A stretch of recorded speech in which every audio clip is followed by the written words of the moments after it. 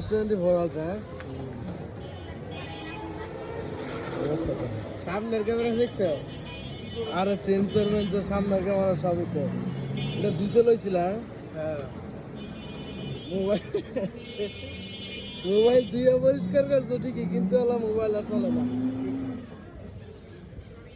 এখন আমি যমুনাতে আইছিলাম, এই যে আমার বাইক আর S24 Ultra ফোন আসছিল। তো S24 Ultra এই ফোনটা নিয়ে যমুনাতে আইছিল, ডেজাল থেকে কিনছিল। কবে কিনছে ওইটা শিওর জানি না, কিন্তু কবে কিনছিল? অক্টোবরের 7 তারিখে। অক্টোবরের 7 তারিখে কিনছিল।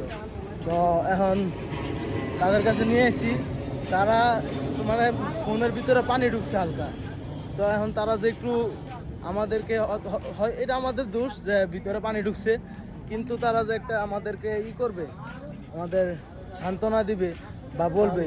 আমরা কিন্তু তাদের কাছ থেকে 7,000 টাকার এই যে সার্ভিসটা ছিল, যে আমাদের ফোন প্যাকেজ ছিল, যে আমাদের ফোনে কোনো ভিতরে সমস্যা হইলে আমরা এটা করে নিতে পারবো, এই এক্সচেঞ্জ করে নিতে পারবো, এরকম একটা দেওয়া ছিল। তা আজকে যাওয়ার পরে তারা বিভিন্ন দোকান থেকে এই দোকান থেকে ওই দোকান ঘুরে একটা সার্ভিস দোকানে পাঠাইছে। দোকানের নাম হচ্ছে এই সোহাগ সার্ভিস সেন্টার।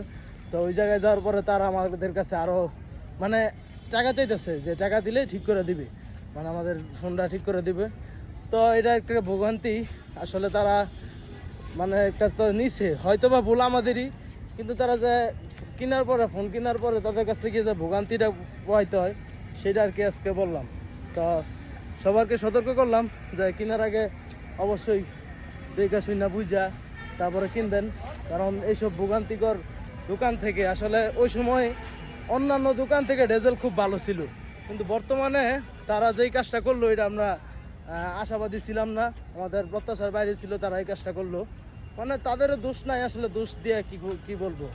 তাদের দরকার ছিল যে আমাদের কাছ থেকে 7,000 টাকা দিয়ে একটা প্যাকেজ নিয়েছিলাম, আমাদেরকে একটু অন্তত সান্ত্বনা দেওয়ার, ওইটাও করে নাই। মানে আমাদেরকে মানে যে তাদের কাছ থেকে ফোন নিছি ওইরকম বিহেভই করে না আমাদের সাথে।